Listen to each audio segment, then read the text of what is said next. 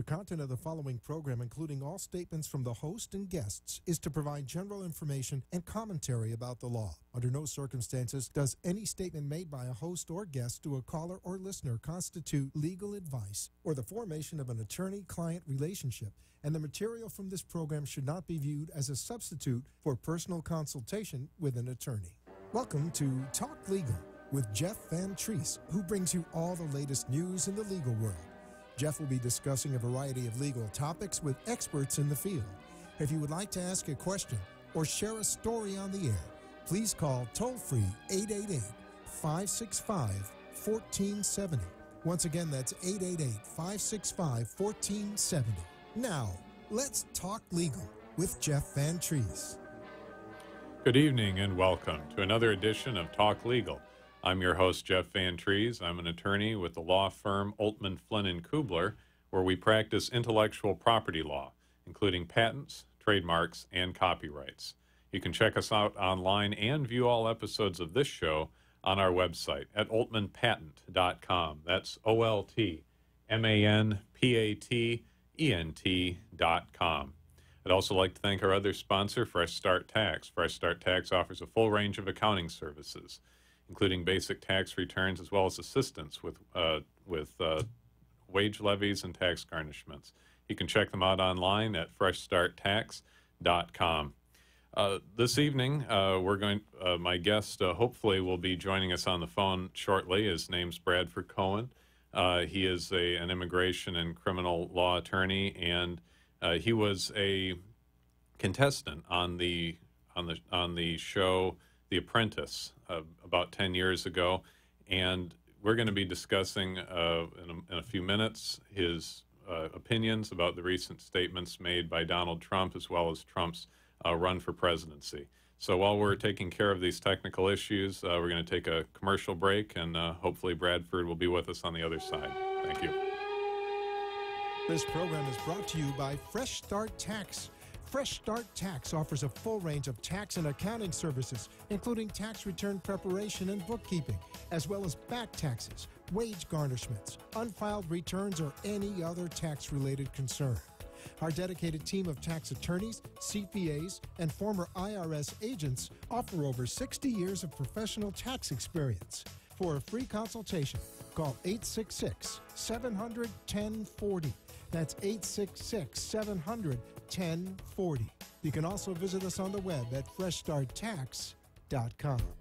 This program is brought to you by the law firm of Oltman, Flynn & Kubler. We practice elder law and intellectual property, including patents, trademarks, and copyrights. If you would like to patent your idea, please contact our Fort Lauderdale office for a free consultation. Call 954-563-4814. That's 954-563-4814. Or visit us online at oltmanpatent.com. That's oltmanpatent.com. Spokesperson, not an attorney. Times are tough, and right now those in the commercial world know that being heard via advertisements is the name of the game. AmpSquare.tv understands how important advertisement is and is proud to express that it's truly the only plugged-in internet television production company on the market. Amp2.tv live streams all their shows across all the major selling markets in the U.S. and abroad.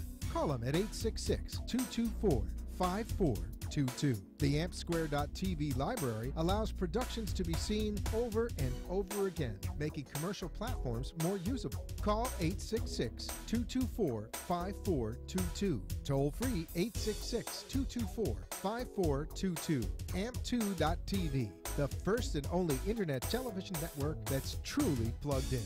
866-224-5422. That's AMP2.TV. Dreaming of moving to Miami? More than a real estate company, PFS Realty turns your dream into reality. From residence visas to accounting, PFS Realty opens the doors of Miami to you and your family. Call today, 754-422-8135, or visit us at pfsrealty.com. This program is brought to you by Fresh Start Tax. Fresh Start Tax offers a full range of tax and accounting services, including tax return preparation and bookkeeping, as well as back taxes, wage garnishments, unfiled returns, or any other tax-related concern. Our dedicated team of tax attorneys, CPAs, and former IRS agents offer over 60 years of professional tax experience. For a free consultation, call 866-700-1040. That's 866-700-1040. You can also visit us on the web at freshstarttax.com. This program is brought to you by the law firm of Altman, Flynn, and Kugler. We practice elder law and intellectual property, including patents, trademarks, and copyrights. If you would like to patent your idea, please contact our Fort Lauderdale office for a free consultation. Call 954-563-4814. That's 954-563-4814. Or visit us online at altmanpatent.com. That's OLTMANPATENT.com. Spokesperson, not an attorney. You're listening to Talk Legal with Jeff Van Treese, who brings you all the latest news in the legal world. If you would like to ask a question or share a story on the air, please call toll-free 888-565-1470. Once again, that's 888-565-1470. Now, back to Talk Legal with Jeff Van Treese. And we're back. My guest this evening is Bradford Cohen. Bradford is a criminal defense attorney. He also practices immigration law. Bradford was on the show The Apprentice about 10 years ago, where he was famously fired by Donald Trump under some very interesting circumstances. Now, 10 years later, I'm going to get his thoughts on some of the recent developments with Trump and his controversial statements about undocumented workers, as well as his run for the presidency. So hopefully we got the technical issues taken care of. Bradford, can you hear me? I can. Okay. Thanks so much for joining us this evening. It's my pleasure. So I got to get your thoughts. What are your thoughts on Trump's recent statement about Mexican immigrants, illegal aliens being criminals, and making the statement that they're committing all kinds of offenses, including rape and so forth? What do you think about that, as well as his run for the presidency? You knew him. You dealt with him firsthand. So what are your thoughts? I did know him, and I actually still know him. I do some work for him as well. It's one of those things where Mr. Trump wants to say something that would come out politically correct, but he doesn't adhere to those political correctness way of saying things. So ultimately, I think he has a concern for our immigration policy. I think he has a concern for individuals that are staying in the country that have felony records. I don't think he had an intent to say everybody that comes is a rapist and or criminal, but I think he had a concern for the individuals that are. So that, the way that I would put it would be differently than the way he put it. I think that ultimately that's what he was trying to say, is that he has a concern for the way that America treats individuals that come over here illegally. Do you think that a lot of people that are connecting with him are sort of connecting with the fact that he's just bombastically saying what's on his mind, whether they agree with it or not? I mean, like you said, he could have said the exact same thing and wouldn't have caused any controversy, wouldn't have offended anyone if he said it the way you just said it a second ago. Right. I think that, there's a reason why Judge Judy is the #1 show, the daytime show in the country. And I think that people are, even though there's a lot of people that don't like Judge Judy or they find her legal rulings to not be sound, they still think that she's entertaining because she speaks from a place that most people want to speak from, but because of society or because of they're afraid of repercussions, they don't say those things that they feel that they could or they would say. So I think that when they see someone like Donald Trump come forward, say things that they may be thinking, or say some reporter is interviewing him and he says that guy's a moron. Well, you know, kind of refreshing for people because they might be thinking the same thing. That reporter sounds like an idiot, but there's no politician on earth that would say you're a moron, at least to their face. I mean, there's been plenty of politicians that have been caught behind the scenes. In fact, there's a very famous clip of George W. Bush on stage, I think, with Dick Cheney, and there's a reporter from I want to say the New York Times, where they were asking a question, and he thought the mics were off, and he made fun of the reporter to Dick Cheney, and then immediately, you know, after he was caught, he apologized. At least with Donald Trump, you know what you get. Well, that's what I'm kind of curious about, because he's been in the public eye a long time, but he was never really political. You know, I used to remember back when you were on the show, and the show was really red hot. I mean, it's always been a pretty big success with The Apprentice, but you were in the second season. It was huge back then. It was the #1 show on TV, and I remember he used to make a lot of appearances on late night talk shows. He was on Bill O'Reilly quite a bit, and I remember Bill O'Reilly trying to sort of goad him into making some political remarks, and he would always resist those suggestions that Bill would try to do. And I'm kind of curious, it just seems kind of odd that now he's getting all political. What are your thoughts about that? I think that over time, I mean, listen, there's always been rumblings that Mr. Trump wanted to run for president. There was always rumblings that he would run for president, but they kind of died out. You know, he's always been a supporter of different individuals in the political field. I know when I ran for city commissioner in Fort Lauderdale, he supported my run, and he donated to my campaign. So, you know, I think he was always, I don't want to say political in the sense that he wanted to serve, but I think he was always been political in the sense that he always had something to say to politicians in regards to the way the country was being run. Now, that being said, I mean, was he as forward as he is with it now? No, probably not. But I think that's a combination of maybe age and watching certain things take place. I mean, there's amazing things that are going on right now in politics and in the world that we've never seen before. And is it a product of the technology that we have? Is it a product of the age that we live in? Quite possibly. You know, we've never seen things that are going on now. You know, the whole thing with the beheadings, and I mean, there's things that you're seeing now that you couldn't even fathom to imagine 15 or 20 years ago that you're seeing live on the internet, streaming on the internet. So I think it's just kind of a culmination of things. And Mr. Trump keeps it super old school. Like, I don't even think he owns his own cell phone.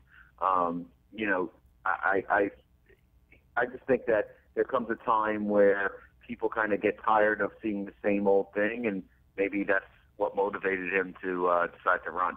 You were talking earlier about how he's given to a lot of different campaigns. He gave to your campaign, donated when you were running for city commission. With a recent survey that was done, it showed that Donald Trump gave quite a bit of money to Democrats. In fact, 54% of his donation, if I'm not mistaken, was to Democrats. He donated money to Harry Reid and Hillary Clinton. That's going to become an issue if he stays in this race. I think it will and it won't. You know, like you'll see that people will make issues, and I think that's because I ran as well. They'll make issues out of things that are really non-issues. So I don't believe that Mr. Trump is the type of person. I actually think that's a benefit. I actually think it shows that he's open-minded in the way that he donates his money. If it's 54% Democrat and 46% Republican or other parties, I think that shows that he's an open-minded guy. I think it shows the exact opposite of what everyone is thinking, that he's just an old white Republican. He supports individuals that he feels are the right person for the job at the time.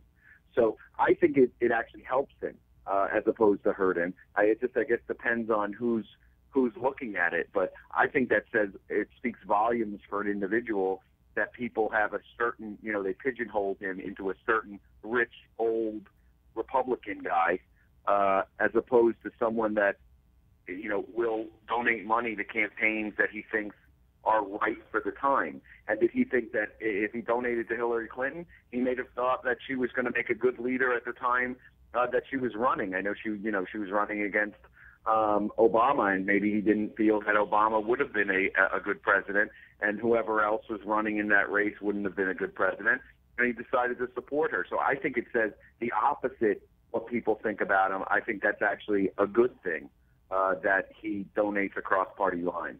And according to a recent study, it said that he had given $1.3 million in the last election. That's a lot of money, but for him, maybe it's not so much. That's certainly not on the scale of the Koch brothers or some of the other donators that we hear a lot about in the news. What do you think about what he's actually saying with respect to what he would do about immigration? He's saying he could build an impenetrable wall. And in a recent speech, he said that he wanted to fine Mexico $100,000 for every person that they knowingly send across the border. He's saying that the Mexican government is sending people across the border intentionally. What are your thoughts about the merits of that? You work as an immigration lawyer. I'm wondering if what he's saying would actually be feasible. Could that be implemented? The wall, certainly, I've seen Mr. Trump work miracles when it comes to building things. I mean, I've seen him get things done that no one said could be done. The wall, I don't know. I mean, do I think it's an impossibility? No, I don't think it's an impossibility. Do I think it would be an uphill battle? It may be. I mean, we have walls in certain areas now that don't seem to be very effective because they find other ways around it. And in fact, one of the people that I was on the show with, who I became very good friends with, Raj Bhakta, he was on season 2 with me. He ran for Congress in, I believe it was in Pennsylvania, and to make a point about the immigration laws, and I believe it might even still be on YouTube. He crossed the Rio Grande on the back of a elephant with a mariachi band playing, and he wasn't stopped. So I mean, there's certain things that that ring true. Being an immigration lawyer doesn't mean that I think that everyone in the world should be entitled to just cross a border, especially nowadays, without some sort of vetting, just because of the situation of America. If you asked me this question in 1950 or 1960, maybe I'd feel slightly different. But, like I said before, the world is a ever-changing place, and it is getting more and more violent. And the violence looks like it's aimed at America. So do I think that it is a good thing to build a wall? I mean, I never think it's a good thing to build a wall. If it was, rainbows and unicorns, I'd love everybody to come into America, because I think America was based on immigrants. But when we based this country on immigrants, it was a different time. It was a different atmosphere. There's people that want to come to America to do harm to America. When my grandparents came over, when maybe your grandparents came over, they were looking for the American dream. They weren't looking to destroy America. And now you have people that are coming into the country that's specifically what they're looking to do. So I think there needs to be more of a vetting situation. And, there's always outliners. I don't want to see, someone who came here illegally and who is a contributing person to society, and their kids are honor students, and they're not legal aliens. They're here illegally. I don't want to see them get deported back to their country. But what about, Bradford, what about people, because if somebody comes over illegally and let's say that they have a child here in the United States, that child is constitutionally an American citizen. So you have that situation. I haven't heard Trump discuss that, because that's something that he really is going to have to answer. Do you send the parents back? Do you deport the parents? Or do you break up the family? Do you not break up the family? This is something that is a fracturing issue with a lot of conservatives. And that's going to be something he's going to have to answer pretty soon. Yeah, I think that he'll have to answer that. And I'm sure that, like I said, I'm sure that he's going to think some of these things through. Some of these are not, these things can't be answered with a 3-second TV blurb, and that's what a lot of these politicians are famous for. But I think that he's going to think it through. listen, like I said, Rome wasn't built in a day. There's a lot of issues with America. This is one of them.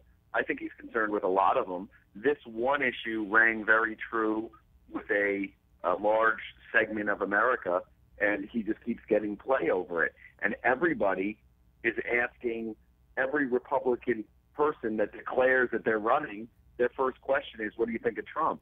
So, I mean, you know, like I said, a lot of people don't like the guy, but they can't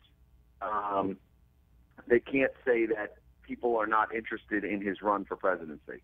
Well, And, you mentioned the Trump compared to the other candidates and how they're being asked about him. He is, according to a recent poll with Suffolk University, he is leading the GOP, although the lead is within the margin of error of Jeb Bush. Trump's at 17% of GOPs that were polled compared to Jeb Bush getting 14% of the Republicans that were polled. Now, 30% at this point are undecided, so there's still a lot of room, and we're really far out. But I'd have to say that if you had asked me 6 months ago whether this was likely to happen with Trump, if Trump said he was running, I would say I would be very surprised.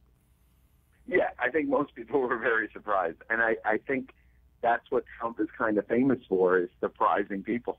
I mean, like, you know, a lot of people underestimate what he can get done. A lot of people underestimate, you know, his intelligence level. You know, the guy, for better or for worse, the guy went to Wharton Business School. He's not a dope. You know, I mean, the guy is a smart guy. Does he say things that other people, like I said, does he say things that other people would put a different way?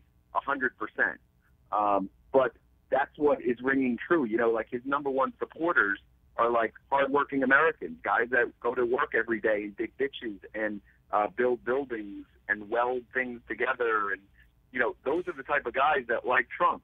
And he's not shying away that he's successful. He's embracing that he's successful, and these guys still like him. Let me ask you about that, Bradford, because you mentioned about him being successful, which is very similar to what Mitt Romney ran on last time around, saying that he was a successful businessman. At the time, I had read an article in the New York, I think it was the New York Times, from economist Paul Krugman, and Krugman made the observation, along with a number of other economists, that being a great businessman doesn't necessarily mean that you're going to be have the same success in a policy-making role or as president, because when you're president or governor or senator or whatever else, there is no bottom line in the same sense that there is in the business world, and so that one doesn't necessarily translate into the other. I think you're right on a certain level, but I think that when businessmen are in the position of a governor or a president, I think they actually have more of a grasp in terms of expenses and things of that nature. There was a point where George Bush Sr., I think, went to a supermarket, and he was amazed that a supermarket had scanners. He was like, what is that thing? Is it a scanner? Like, I feel that the normal everyday guy feels that most politicians are out of touch with America. I think that Obama got into office because most people felt that he was most in touch. He was the most regular guy running. And I think that Donald Trump, although he's got wealth, I think he still touches that same nerve, that he is a guy that you could relate to because of the way he speaks. He doesn't try to, like I said, he doesn't try to sugarcoat things. He doesn't try to hide his feelings towards anyone. And that's going to be very difficult in terms of debating a guy like that. You know, you're going to start debating a guy on some kind of facts, and he's going to call you an idiot. And what are you going to do? Like, it's a nightmare for someone. It is a nightmare for someone to debate someone that just has really nothing to lose. And he's that guy. So, like, these other Republicans that are going to be debating him, you know, if they start hammering him with something, he may just say, oh, that's because you're a dope. And, like, what do you say to that? How do you make a comeback to that? And the normal person on the street is going to think that's funny. He's going to think, well, I'd like to call that politician a dope. It's going to be interesting because, you know, right now it's him and Jeb tied for number one. And, you know, Jeb Bush being associated with his brother with the Iraq War, that's something that Trump was a big opponent of. So it's going to be interesting to see if that is injected into the debates when they come up in less than a month. Yeah, it's really, listen, these debates are going to be very, very interesting. At the very least, all that anybody can say is that he injected a sense of interest into what would have normally been a very boring political free-for-all between these Republicans and Democrats, and I think that he actually brought some energy to actually watching him on TV. Like there's people that have nothing to do with politics that I'm talking about politics with now. You know, that before they would never, you know, I wouldn't even imagine discussing politics with some of these people, and they're discussing, you know, oh, I saw Trump speak the other day. He just talked about this or he spoke about that. Those are the people that he's kind of getting back into the fold that may come out and vote. Like, you know, I don't know if they're all registered Republicans, you know, to vote in a primary, but certainly the ones that are, the younger Republicans, find him to be pretty fascinating. So I don't know. I guess we're going to have to see. It's going to be interesting to see. We have about 2 minutes left. I just have to ask you, judging from the way that you're speaking, it doesn't sound like you harbor any resentment. But I thought that you got canned way too early from the show. He eliminated you. You were doing really well, and he eliminated you because you had a pass, because you had won the previous challenge, and then you sort of gave it up in an impulsive move, and then he fired you for being impulsive. So yeah. what are your thoughts on that 10 years later? You know, even at the time, I understood why he was firing me, because Trump feels that you shouldn't give up an advantage. If you have an advantage, you shouldn't give it up. I obviously felt differently, that the only reason that anyone wants to follow you is if you're willing to go to war with them. You know, soldiers don't like to follow a guy who sits on the hill and says, go attack that mountain. They'd rather, you know, follow you into battle like William Wallace. So we both had different ideas about that, and we've discussed it before. Listen, like I said, I'm friends with him. He's done a lot of things for me, and I try to do what I can for him in terms of legal things and other things that I handle for him. And I think he's going to make a good run. We'll have to see. Well, it'll be interesting if he'll follow the advice that he gave you 10 years ago, now that he's running for president. We have about 30 seconds left. I just want to give you a chance to give your contact information out. Sure. It's Bradford Cohen. My office is 1132 Southeast 3rd Avenue downtown in Fort Lauderdale, and my website is www.bradfordcohenlaw.com. I'd like to give a very special thanks to my guest, Bradford Cohen. Please tune in next week, Tuesday night from 6 to 6:30 for another edition of Talk Legal. This is Jeff Van Treese. Thank you so much, and have a great evening. Thank you for listening to Talk Legal with Jeff Van Treese. Tune in next week for more insightful and exciting information about the law.